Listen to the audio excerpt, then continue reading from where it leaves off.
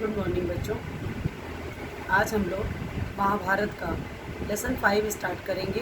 Lesson का नाम है बच्चों कुंती। कल हम लोगों ने बच्चों लेसन पढ़ा था 4 विदुर।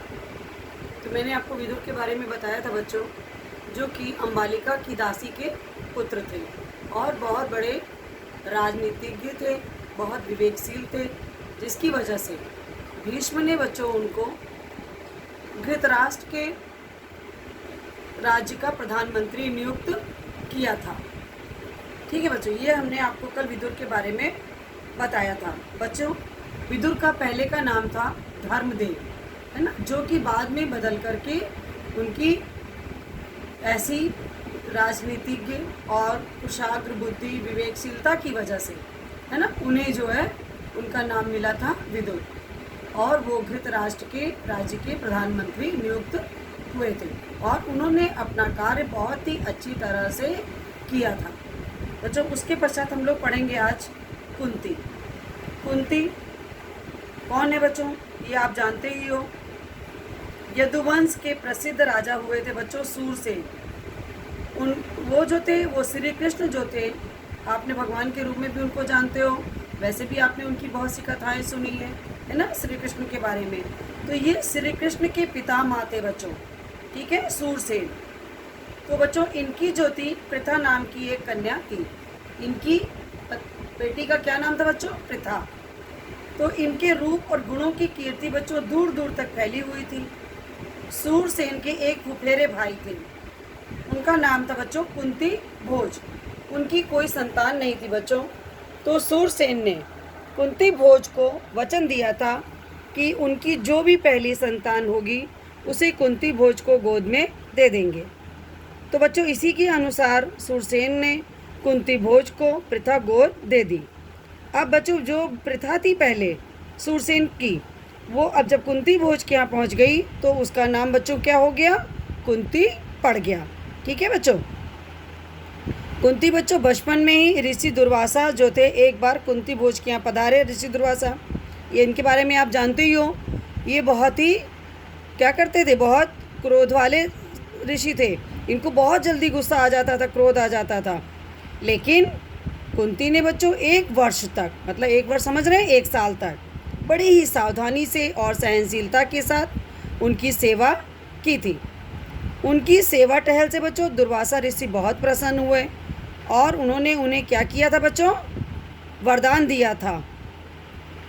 बुक में देखिए बच्चों, यहाँ पर दिया है कि उसे उपदेश दिया और बोले। ठीक है बच्चा, तो यहाँ उपदेश नहीं है, यहाँ पर बच्चों यहाँ पे वरदान है। ठीक है, वरदान दिया और बोले कुंती भोज कन्या, तुम किसी भी देवता का ध्यान करोगी, अर्थात मतलब किसी भी देवता का आह्वान करोगी, मतलब बुलाओगी, तो वो बच्चों अब आएगा और आप अपने ही समान तेजस्वी पुत्र तुम्हें देगा। तो बच्चों, इस प्रकार से सूर्य के संयोग से कुमारी कुंती ने सूर्य देवता को जब आह्वान किया बच्चों, जब सूर्य देव आए तो जो उनके संयोग से बच्चों एक बहुत ही सुंदर और तेजस्वी बालक को जन्म दिया। जन्मजात ही बच्चों उसके बॉडी पर, उसके शरीर पर कवच और कुंडल शोभित थे। यही बालक आगे चलकर बच्चों कर्ण के नाम से प्रसिद्ध हुआ था। लेकिन बच्चों, जब कुंती को लोक निंदा का डर हुआ, है ना, क्योंकि उस समय तक उनका विवाह नहीं हुआ था, तो उन्होंने सोचा कि अब क्या करें। तो उन्होंने उस बच्चे को छोड़ देना ही उचित समझा। इसलिए बच्चों उन्होंने बच्चे को एक पेटी में बड़ी सावधानी से रखा और उसे गंगा की धारा में बहा दिया। बच्चों, आगे चलकर जब ये गंगा की धारा में बहते हुए पहुँचे तो एक अधिरथ नाम का एक बच्चों सारथी था, उसकी नज़र पड़ी और उसने वो पेटी निकाली। देखा तो एक बहुत सुंदर बच्चा उसके अंदर था। अधिरथ भी बच्चों निसंतान था, इसलिए उस बालक पाकर बहुत ही प्रसन्न हुआ और उसने क्या किया बच्चों? सूर्य पुत्र कर्ण इस तरह से सारथी के घर में बच्चों पलने लगे।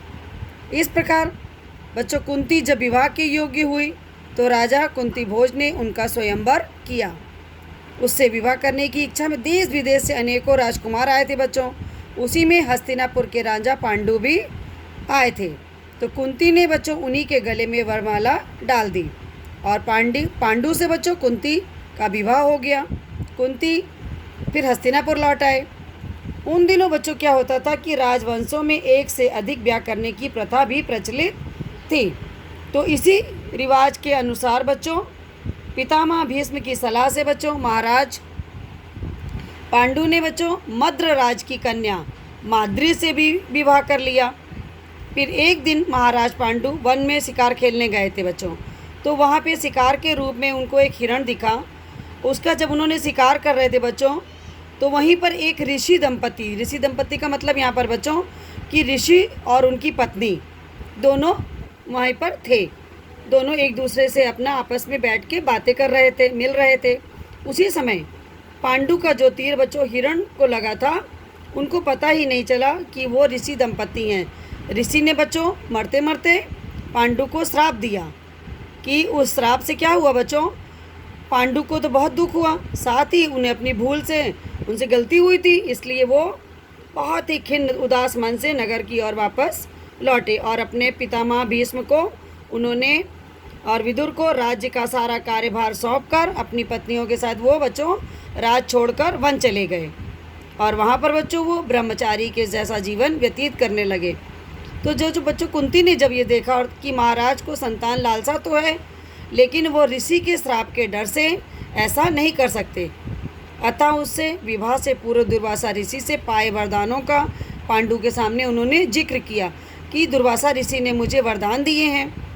तो क्या हुआ कि कुंती और माद्री ने देवताओं के अनुग्रह से 5 पांडवों को बच्चों जन्म दिया। वन में ही 5 का जन्म हुआ। वहीं पर वो तपस्वियों के साथ पलने लगे और अपनी दोनों स्त्रियों तथा बेटों के साथ महाराज पांडु कई बरस तक बच्चों वन में रहे। और फिर क्या हुआ, बसंत की ऋतु आई, सारा वन आनंद में डूबा हुआ था बच्चों। और महाराज पांडु माही के साथ, माद्री जो दूसरी रानी थी उसके साथ प्रकृति का ये सुंदर रूप देख रहे थे और वो ऋषि के श्राप का भूल गए थे उस समय थोड़ी देर के लिए ना बच्चों। तो उसी समय क्या हुआ, उनके ऊपर श्राप का असर हुआ और तत्काल ही बच्चों उनकी मृत्यु हो गई। माद्री के दुख का पार ना रहा, पति की मृत्यु का यह कारण बन गई और पांडु के साथ वो ही मर भी गई। इस दुर्घटना से बच्चों कुंती और 5 पांडवों के शोक की सीमा ना रही। और फिर उसके बाद बच्चों ऋषियों मुनियों ने उनको बहुत समझाया बुझाया, शांत किया और हस्तिनापुर ले जाकर पितामह भीष्म को सुपुर्द कर दिया। युधिष्ठिर की उम्र उस समय बच्चों 16 वर्ष की थी। तो इस प्रकार हस्तिनापुर में के लोगों ने जब ऋषियों से सुना कि वन में पांडु की मृत्यु हो गई, तो उनके शोक की सीमा न रही। और बच्चों सत्यवती अपनी दोनों विधवा पुत्र वधुओं अंबिका और अंबालिका को साथ लेकर वन में गईं और तीनों वृद्धाएं कुछ समय तक दिन में तपस्या करती रहीं और वहीं से वो बच्चों स्वर्ग को सिधार गईं। अपने कुल में इस प्रकार के छल प्रपंच और अन्याय होने वाले थे, उन्हें यह देखना भी संभवतः उचित नहीं समझा। उनको जैसे लग रहा था, पहले से एहसास हो गया था कि आगे कुछ ऐसा होना है। तो बच्चों आज हम लोगों ने लेसन कुंती को पढ़ा, समझा। आप लोग भी इस लेसन को अच्छी तरह से पढ़ेंगे। इनके प्रश्नोत्तर कल हम आपको कराएंगे। ठीक है बच्चों, धन्यवाद।